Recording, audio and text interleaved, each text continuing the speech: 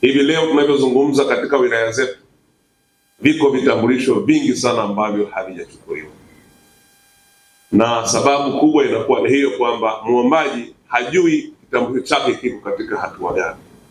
Kupitia mfumo huu sasa utajibiwa na utaambiwa kama namba yako umepata ndani ya siku 5 toka siku uliyoomba, na kama hujapata ndani ya siku 5 toka ulipoomba, ukitumia mfumo huu ukauliza, utajibiwa kwamba hujapata namba kwa sababu fulani fulani fulani, na uje mahala fulani ili tuangalie takwimu zako kama zimekaa sawa sawa.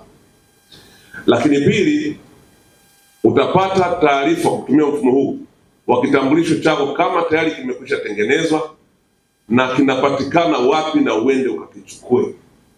Kwa hiyo nataka niamini kwamba baada ya kuwa sasa na mfumo huu hakutabaki kitambulisho chochote kule wilayani, na kama ambavyo mmesikia wananchi kwamba baadhi yetu walipopata ile namba tu ambayo inaruhusu kuitumia wamesahau na hawafuatilii tena kwenda kuchukua vitambulisho vyenyewe.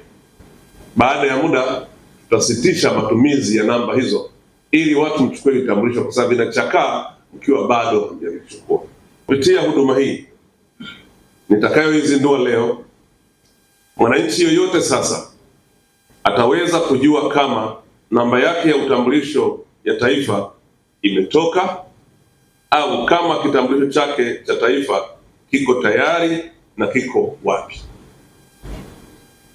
Si hayo tu, huduma hii pia itamwezesha kufuatilia hatua kwa hatua maendeleo ya maombi yake ya kitambulisho cha taifa kupitia simu yake ya mkononi pamoja na namba yake ya utambulisho wa taifa kama amezisahau au kupoteza.